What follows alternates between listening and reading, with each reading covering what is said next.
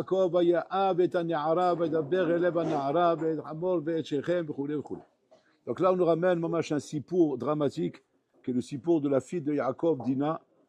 Dina, mamash, bat Kedoshim, fille de Kedoshim, bat Kedosha, fille Kedosha, qui a grandi mamash dans la Kedosha.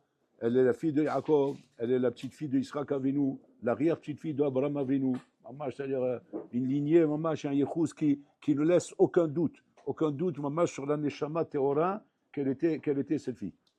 Et maintenant, Pitom, la Torah nous raconte que quoi? Que Vatetse Dina, elle est sortie. Rachid, tout de suite, il vient, il intervient. Attention, l'Irod, Bebnot, Ares. Elle est sortie pour aller voir les filles. Elle n'est pas sortie pour aller voir les garçons. Comme les garçons, ils ne sont pas pour aller voir les filles. Ouais, ils sont pour voir les garçons. C'est pas c'est pas un mot. Il cherche des copains. Et elle cherche des copines. Donc elle veut voir un peu qu'est-ce qu'il y a dans le monde, s'il y a des filles intéressantes avec qui on peut. C'est vrai, on parle de filles de Bethiako, des filles bien, comme elle a l'habitude chez elle à la maison. Et puis Tom, elle tombe sur un bonhomme. Elle tombe sur le hamor. Et ce hamor-là, qu'est-ce qu'il fait? Ben, il la drague. Maintenant, lui, il ne sait pas que c'est la fille de Yaakov. Il la trouve jolie, il la drague, comme ça se passe naturellement. Et puis Tom, il arrive à la faire craquer. Et elle le suit. Et elle va chez lui.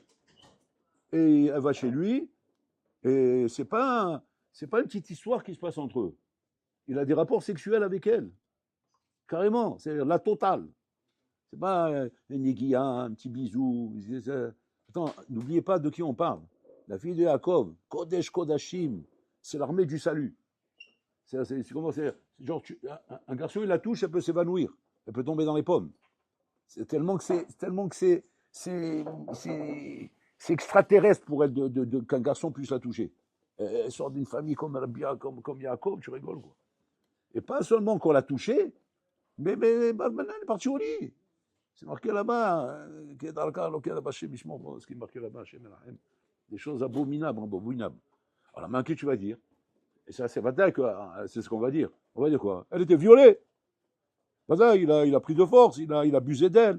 Il a abusé de sa tmimout, de sa naïveté, et c'est sûr que la pauvre, quelle victime d'un phénomène pareil, d'un goujat, d'un dépravé sexuel, d'un malade mental, qui est tombé sur une petite fille comme ça, la pauvre, une pérach, une rose, il a abusé d'elle comme ça, Shimon et Lévi, ils les ont massacrés à tous tellement ils avaient la rage de voir comment on a pu souiller comme ça la fille de Yaakov Avinu.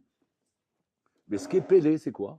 C'est quand Shimon et Lévi sont rentrés là-bas, une fois qu'ils ont fait tout le stratagème qu'ils ont fait, ouais, qu'ils les ont bien massacrés et tout, ils rentrent là-bas, ils rentrent dans la tente où se trouve Dina, et c'est marqué là-bas, Batibak nafsho bedina bat Yaakov, vaye'av et an-ne'ara, vedaber elev an-ne'ara, ve'et chamor ve'et sherem v'chulei. Et là-bas, il dit dans le Midrash là-bas, que pour la sortir de là-bas, il a fallu qu'il la tire comme un sac de poubelle, qu'il la tire. Il s'agrippait à tout ce qu'elle pouvait attraper pour rester là-bas. Il a supplié ses frères, il dit laissez-moi, je suis amoureux de lui, laissez-moi, c'est mon amour, je ne veux plus retourner chez papa, je ne veux plus retourner chez vous, c'est lui que j'aime, c'est mon amour. Wow. Bon, j'ai un problème. Alors ça, c'est où il a fait de la sorcellerie, ouais. Et alors à ce moment-là, t'inquiète pas, ils ont tout ce qu'il faut pour enlever les sorcelleries, parce qu'à l'époque, il fallait l'antidope. Donc l'antidope à l'époque, c'est les sorcelleries. Donc ils ont tout ce qu'il faut.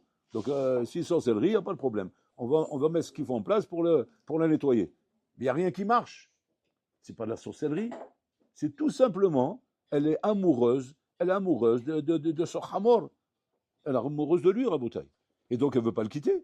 Elle dit attends, moi je veux rester avec lui. Et là, la question elle commence à se poser. Parce que Bishlama, si elle avait été kidnappée, violée, abusée, tout ce que tu veux, tu dis quoi? C'est normal, ça arrive dans la Bible. Le pauvre Yaakov, il arrive une chose pareille, il y a des richbones pour casser est arrivé. Il y a des richbones pour ça. On dit qu'il a caché Dina de Esav, il l'a mis dans la boîte là-bas pour pas qu'il la voie, de peur qu'il met les yeux sur elle et qu'il s'intéresse à elle. Alors quand je lui dis à Yaakov, tu n'as pas voulu la donner Béter, on va la donner Beissour. C'est quoi la donner Béter? La donner à Esav, ton grand frère. Et quoi? Elle lui aurait fait faire tchouva. Il aurait pu être osé Bitchouva grâce à elle. Tu n'as pas fait ça, elle ne sert plus à rien, Dina. Dina, elle était créée pour ça. Donc, comme elle ne sert plus à rien, donc elle va partir maintenant, Bissou. Nous réveillons. Comme la Mida, qui est une Mida, elle ne fait pas de cadeau comme un sabre. Elle coupe les têtes, en bouteille. Et donc, Yaakov, il s'est pris une tarte avec ça. Maintenant, la question qu'on a, nous, c'est quoi? Le Seder. Mais seulement, comment on comprend le malach ici? Comment Dina se laisse séduire par un phénomène pareil? Comment elle peut entendre avec ses oreilles une fille pure et kadosh comme elle, qui lui dit, tu as des beaux yeux, comme tu es belle, j'aime ton corps, et je vais te toucher, et je vais te tripoter, et je vais te faire. Et elle est, comme c'est bien. Mais c'est bien. Mais comment c'est bien? Mais elle parle là-bas, elle, quoi. Mais elle connaît pas ça. Tu rigoles, quoi? Mais un truc comme ça, tu la traumatises, la gosse. Elle doit pousser des cris, normalement. Parce que ça n'existe pas qu'un garçon l'ait touché. Tu rigoles ou quoi? Comment c'est pas qu'il a touché. Balmena, ce qu'il a fait avec elle. Et comme ça, comme si rien n'était. Et maintenant, pas seulement ça, elle est amoureuse de lui, maintenant. Elle dit, je bouge pas de là-bas. Il a fallu qu'il la tire comme un sac de poubelle, elle s'agrippait au truc. Laissez-moi, je veux rester avec lui. C'est quoi le chat? Parce que là, c'est un pshat. On ne peut pas expliquer avec des sauts, des dynamiques. Il faut expliquer avec le pshat, Rabotai. Nous lisons tous les jours dans le Kriyat Shema, Rabotai. Shameru lachem pen yifte levavchem vesartem ma'er min haderech. Pen yifte levavchem vesartem ma'er min haderech. Cette phrase, on l'a dit dans le Kriyat Shema. Je ne sais pas si on fait attention à ce qu'on lit, Rabotai. Qu'est-ce qu'il dit là-bas? Pen yifte levavchem vesartem ma'er min haderech. Faites attention que votre cœur se laisse séduire, mais certains maher minadeler. Et vous allez sortir complètement du chemin. J'avais peur. À qui il parle Hachem? Ben, il parle à tout le monde, il parle à Abraham, Israël, Yaakov, à tout le monde. Il parle pas qu'au tordu de Paris, il parle à tout le monde. Tout le monde est concerné par ça. Même les sadikim, même Dina est concerné par ça. Et qu'est-ce qu'il lui dit à Dina? Ça veut dire quoi? Tu veux dire, bon, cher Olam. Je comprends ça quand tu es un bras cassé, quand tu es un tocard, quand tu traînes ta bosse dans les fins fonds des poubelles de chez Michemort, de ce qu'il y a dehors à Boutaï. Alors là, tu vas dire, manifester le Vafrem. Ça va, tu n'as ce que tu mérites. C'est-à-dire, tu sais pourquoi il t'est arrivé ça? Parce que tu es là-bas, tu es une poubelle. Alors la poubelle, eh ben, mange la poubelle. La poubelle, mine bimino. C'est ça le clan. Mais là, on ne parle pas de ça, là. On parle de Kodesh Kodashim. On parle d'une fille, Habibi, elle entend du matin au soir. Du matin au soir, elle entend que des névouot, la prophétie. Elle voit Yaakov parler aux malachim. Elle voit les malachim rentrer, sortir. Yordim, ve yordim bo. Elle voit comment il rentre, comment il sort. Elle voit comment Yaakov va venir son père. Il envoie les malachim pour aller voir Esav. Des malachim. Avec des anges comme ça, ils vont comme ça, des anges comme ça. Des trucs, je sais pas, des trucs exceptionnels. C'est des trucs qui ne relèvent pas de la mitzvah comme Ben Adam peut voir. Comme Ben Adam, il voit des choses pareilles. Comment tu veux qu'on puisse le séduire? De quoi il parle le Kriyat Shema? Il parle des sadikim. Et là-bas, il est en train de nous apprendre un Hiddush Hatzum là-bas. Il dit comme ça, que c'est vrai que l'homme à Botaï, quand il grandit dans la Torah et dans les mitzvot, il ingurgite à Botaï, Pachout, des yesodot, des klalim, des enseignements, qui sont emmagasinés dans son sechel. Son sechel est mitrazek. Là, vous écoutez une sira, vous êtes mitrazek au niveau sechel. Le sechel est mitrazek. C'est-à-dire quoi? Ce qu'on appelle birur imut. Birur imut, c'est-à-dire, c'est encore plus clair. Hier, c'était clair, aujourd'hui, c'est encore plus clair. Avec ce que j'entends maintenant, c'est encore plus clair. Et le bonhomme, il est à théâtre, son sechel devient de plus en plus clair. Ok. Donc, au bout d'un moment, qu'est-ce que tu vas dire? Au bout d'un moment, tu vas dire, moi, j'ai écouté pendant 1 an des sirotes à Youssef, ou en 2 ans, 3 ans, 4 ans. Ça y est, on est vacciné. Normalement, c'est bon. Maintenant, quand tu vois le médecin qui vient t'attaquer avec la poubelle, vous comprenez de quoi je parle? Il t'attaque avec la poubelle. C'est-à-dire qu'il te parle comme une ordure. Oh, l'ordure là-bas! Viens, on va faire quelque chose ensemble. Tiens, à qui tu parles? Ben toi! À qui je parle? Je parle à l'ordure. Il y a une ordure ici, c'est toi. Voilà. Il n'y en a pas 2. Il y a une ordure, c'est toi. Donc je parle à l'ordure. Et viens, on va faire ensemble de l'ordure. Dans le bon, il dit, on ne parle pas comme ça, moi. Moi, j'ai 10 ans de Ner Yosef, 10 ans de Moussard. Ouais, je suis blindé comme un char d'assaut, oui. Donc, tu rigoles, quoi. Va vendre ça à tes copains là-bas. C'est à eux qui font ça. Bon, moi j'achète pas ces trucs-là. Et c'est à dire, ah bon, tu n'achètes pas. Je vais te montrer comment tu vas devenir mon meilleur client. Pas seulement tu vas acheter, tu vas devenir mon meilleur client. Tu dis, ah bon, comment tu vas faire ça? Comment tu vas faire ça? Il t'élève à frame. Il pitouille à lèvres, pitouille à lèvres.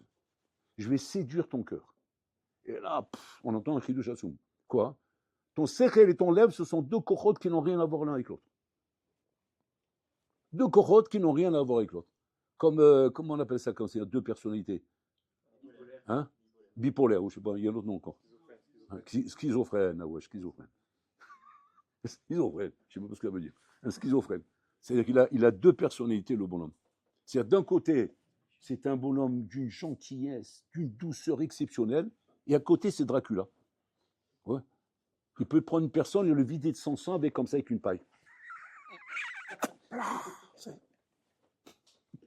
Mais à côté de ça, d'une gentillesse, il te donne sa chemise tellement qu'il est bon. Il dit, mais ton pas entre ses mains parce qu'il est... Et après, il ne reste plus rien. Il dit, mais attends, mais comment c'est possible? Comment il peut y avoir deux trucs comme ça opposés? C'est le cœur. Hein. Le cœur d'un homme et le sechel d'un homme ne sont pas forcément à la même adresse. Pas forcément. Et un homme peut voir sur lui-même. Tzadik mekir nefesh behemto.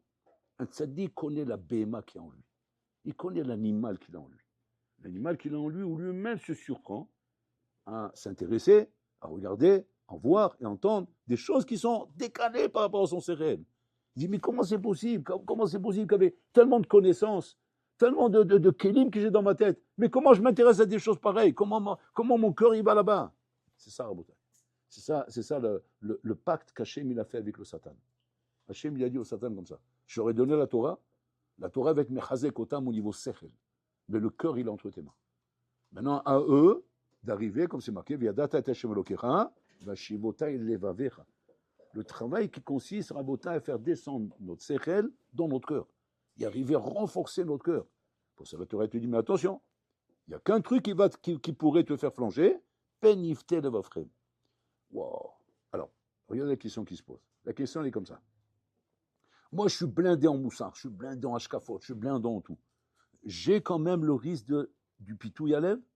C'est pas que tu as le risque. C'est évident que si jamais il y a le moins de pitouille à lèvres envers toi, tu tombes. C'est évident. Tu tombes. Quoi, même si je suis le gadolador, même si tu es le gadolador. Même si tu es le tzaddik ador. Même si tu es un lemed fav tzaddikim, tout ce que tu veux, toute l'infanterie, tout ce que tu veux, tu tombes. Pourquoi? Parce que le lève, il cède au pitouille. Le lève, il cède au pitouille, c'est comme ça. Alors tu vas dire, ok, alors qu'est-ce qu'elle veut la Torah quand il dit Shamerou lachem pen yifte levavchem? Là-bas, il explique, le Sforno, il dit là-bas, She'asur likanes le makom chez le pitouille. Ne rentre pas dans un endroit où il y aura un pitouille. Parce que tu vas dans un endroit où il y a un pitouille, le pitouille, il est infaillible, c'est psychrécha. C'est psychrécha. Si tu sors de là-bas, c'est un S. C'est un S. Et tu auras besoin de donner toutes tes souillottes pour ça. Parce que c'est un S si tu sors de là-bas. C'est impossible de sortir de là-bas à cause du pitouille qui est ici en Bretagne. Donc c'est que le pitouille à lèvres à Bretagne, c'est quelque chose qui nécessite plus que tout au monde à Bretagne, de mettre des barrières, T'amuses pas à monter sur Internet, t'amuses pas à monter sur un truc en disant mais Vaudarabe, mais moi je suis blindé moi j'ai pas de problème. Moi, je peux très bien monter sur un site ou un truc comme ça et regarder des... Mais je sais ce que je fais. Avec tellement de moussard, tellement de gmara, tellement de trucs. Mais je n'ai pas de problème. Moi, je peux regarder tout. Et faites-moi confiance, Claude Arabe. S'il y a quoi que ce soit qui arrive, même une photo comme ça, un clin d'œil comme ça, pac! J'arrête tout. Même je le casse s'il faut. Va dormir. Tu rigoles ou quoi? Tu es mort. Si jamais il y a quoi que ce soit qui se passe là-bas, on te fait un clin d'œil, tu es mort. C'est fini.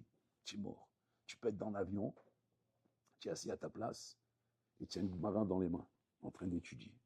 Donc, tu n'es pas, on va dire, tu n'es pas en train de regarder un film. Non, tu remplis toutes les conditions du bonhomme chez Shomer Alatzmo.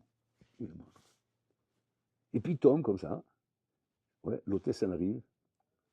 Est-ce qu'il y a un chocolat? Un petit café. Parce qu'ils sont formés pour ça. Ils sont formés pour le pitouille. C'est commercial tout ça. Fout de pitouille. C'est embêté. Elle n'a rien à faire de toi. Tu es même moche pour elle. Ouais. Tu n'es même pas son genre à film. Mais la sauce, c'est ça le commercial, elle est là pour te séduire. Il faut qu'elle te séduise pour que la prochaine fois, tu veuilles voler dans le vol de Tchabeb là-bas, où là-bas, il y a tout le pitouille qu'il faut. Elle fait un pitouille. Maintenant, imagine-toi qu'elle qui n'a rien à faire de toi, tu n'es même pas son genre de rouler, mais pitons le satan liabi dans la tête à elle, que quoi, qu'elle veut te faire tomber. Pourquoi? Parce qu'elle a fait un pari avec sa copine. Sa copine, elle lui a dit, tu sais ce genre de bonhomme-là, celui-là, là-bas, le barbu, là, ça c'est des bonhommes, c'est des durs. Comment ça, c'est des durs? Ben, tout tombe, il tombe devant une femme. Non, ceux-là, ils tombent pas, ceux-là. Ceux-là, c'est des durs. Ça, c'est des samouraïs, ceux-là. Ceux-là, c'est incroyable. D'où tu sais? Bah, j'ai entendu des sipourim sur eux, c'est samouraï. Il peut sauter de l'avion, là. Bon, le problème, c'est que dans l'avion, tu ne peux pas sauter. C'est le problème. C'est l'endroit où il ne fallait pas. Parce que, si tu étais à la maison, bon, tu ouvres la fenêtre, tu ne sors pas la fenêtre, mais là, tu ne peux pas sauter. Il n'y a pas où aller. Et maintenant, imagine-nous, elle a fait le pari. Et maintenant, Zoroba, qu'est-ce qu'elle fait? Elle vient comme ça, elle te dit à l'oreille comme ça, ta voix haraï, suis-moi.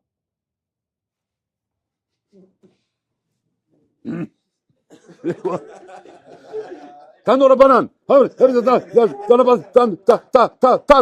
tanora banane. Après, elle revient 2 minutes après. Suis-moi, je t'ai dit, tu me plais, tu es mon genre. Peniftel va frème. Fais attention, on est dans un pitouille ici, il y a un pitouille qui commence. Il y a un pitouille qui commence. Maintenant, le bonhomme, il va dire quoi? Mais non, mais ça arrive, ça peut pas m'arriver à moi, ça, c'est pas possible. C'est possible, mais qu'est-ce qu'elle a, ça là? Qu'est-ce qu'elle a, ça là? Et peu à peu, tu commences à céder. Ça se travaille au goutte à goutte. Là, tu sens que ta garde, elle baisse. Tes réactions, elles baissent. Ta moralité, elle baisse. Ta hirat shamaïm, elle baisse. Tu es en train de rentrer dans un pitouille. Et ce pitouille va finir là où il ne faut pas, à Botaï. Et tu tomberas comme tout le monde. Pourquoi? Parce que c'est ce que la Torah nous dit. La Torah, elle n'invente pas des histoires, la Torah. La Torah, elle te dit, tu vas sortir vite de ton délire, c'est de ton délire, c'est de dire plus rien. Plus rien. Tu vas devenir autre chose là. Les camarades, autre chose. Comme Dina, elle ne veut plus sortir de là-bas. Quoi? C'est ce que la Torah nous apprend, c'est ça le Hémet? Oui, c'est ça le Hémet. Seulement, malheureusement, Rabotaï, on n'a jamais réalisé jusqu'où ça peut aller. On n'a jamais réalisé, on croit toujours, mais non, c'est pas non, mais non, ça ne doit pas arriver des choses pareilles, c'est pas possible. Il y avait un problème, c'est pas possible. Elle était pipée l'histoire. Il n'y a pas de pipé, il n'y a pas de rien du tout, Rabotaï. La Torah te dit les choses comme elles sont à l'Pi-Hémet. Il y a le Pi-Hémet et l'Achinami. Donc ça veut dire que maintenant, la question, elle est comme ça. Quand la Torah me dit Shmerou lachem peniftel evavchem, de quel shmiré parle la Torah? Parce que voilà, étudier, ça ne me sert à rien. Apprendre le moussard, ça ne me sert à rien. Me renforcer, ça ne sert à rien. Mettre une kippa Nahman comme ça, jusqu'ici, on voit un peu plus que 2 jours comme ça ici rouler. C'est bien marqué comme ça, le drapeau Nahman comme ça, roulé sur la tête, comme ça, et tout. Voilà, on ne peut pas plus que ça. Ça ne sert à rien. Parce que le Satan, c'est des gens comme ça qui veulent. Mais moi, je ne peux pas attirer personne. Regarde la tête que j'ai. J'ai une barbe, je suis tête rasée, elle est belle, avec les périodes comme ça. Mais j'intéresse personne, moi. Ils cherchent les playboys, ces gens-là. Oui, tu as raison. Il y a deux articles. Il y a le playboy, pour les bon, ça c'est le monde d'à côté, oui. Et il y a les thons comme toi, c'est les gros poissons. Que ceux-là, ils intéressent le Satan. Et le Satan, Habibi, il t'envoie Gunda Dile, c'est son armée, ouais, c'est la Mzoloba, oui, la plus belle du monde, pour te faire craquer à toi. Pourquoi? Parce qu'avec ça, Habibi, il marque des points là-haut, mais si le Mashiach devait venir dans un mois, là, il revient dans 10 ans. Grâce à toi. Grâce à toi, le Mzoloba. Voilà. Grâce à toi, on s'est pris 10 ans dans la tête encore. Et ça, à Botaï, maintenant, la Torah nous dit, Shamerou lachem. Voilà, la question de savoir. Et Zishmira. Si j'ai plus droit, j'ai plus ça, j'ai la guépa, comment? Et c'est Shmira ni osé. Et là, il nous explique les Chachamim, à la chose suivante. La Shmira, c'est pas chose, c'est les barrières que tu te mets. Tu dois te mettre des barrières. Des barrières pour ne pas être arrivé au pitouille. Pas se battre contre le pitouille. La bataille contre le pitouille, elle est impossible. Elle est impossible, la bataille contre le pitouille. Pourquoi les Chachamim, ils ont interdit de faire Yehoud? Pourquoi les Chachamim te disent, ne fais pas Yehoud avec une femme? Même pas dans l'ascenseur, si c'est le temps de cuire un œuf. C'est le chiot qu'il faut de Yehoud. Je dis, mais ça va, c'est rien, on arrive là, ouais. Ça va, on est dans l'ascenseur. Ouais, il ne faut pas plus. faut pas plus. Assour de faire yichoud. Assour de faire quoi que ce soit en bouteille. C'est pas de la rigolade. Moi, j'avais ma havouta, je me rappelle, quand j'étais à Lyon. Le bolam, Rabotai, jamais il rentrait chez lui. Ce jour-là, il est rentré chez lui. Il est rentré chez lui parce qu'il n'avait pas oublié de prendre le repas, donc il est rentré chez lui prendre le repas. Et ce jour-là, c'est Satan. Sa femme, elle n'est pas là. Mais il y a quelqu'un d'autre à la place. Qu'est-ce qu'il y a là-bas? La femme de ménage. Bon, ça va, c'est la femme de ménage. Et là, bon, lui, bien sûr, il Shamaïm, il rentre, il laisse la porte ouverte. La porte d'entrée bien ouverte, comme ça. Il rentre à la cuisine pour prendre son repas et s'en aller. Donc il rentre dans la cuisine, toi qui fais chauffer ce qu'il a besoin de chauffer, il s'installe pour manger. C'est histoire vraie, ce que je vous raconte. Hein. Et il commence à manger. Puis tombe, il entend comme ça. Au secours!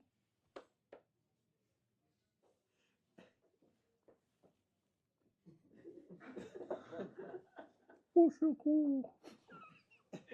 Bon, allez. C'est quoi ça? Maintenant, lui, tout de suite, il lui vient l'idée, sauve-toi. Mais de l'autre côté, le Satan. Il vient et dit, non-assistance à personne en danger, 20 ans.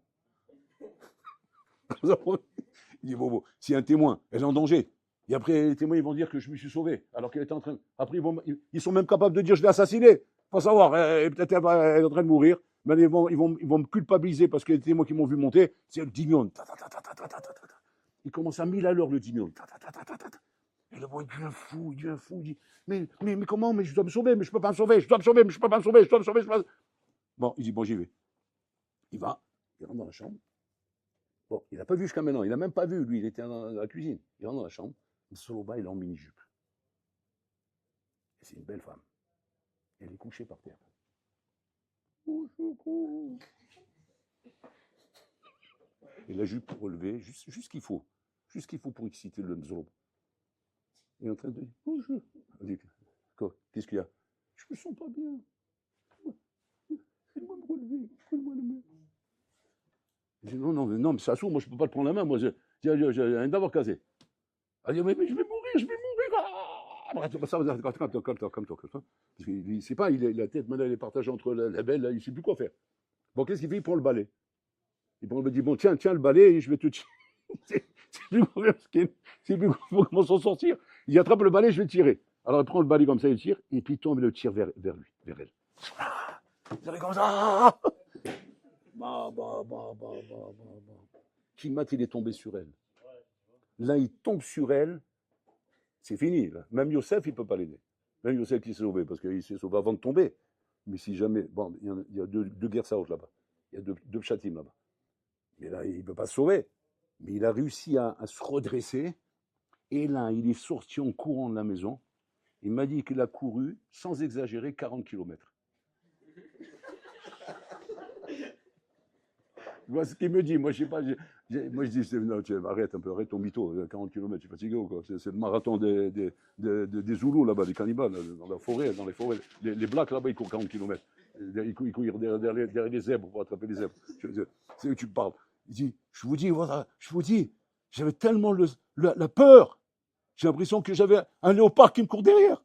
Et je courais. Je suis arrivé au bout de Lyon, au bout de la ville. Je suis arrivé là-bas, je sais pas à quel endroit. Et je me suis tombé sur un banc.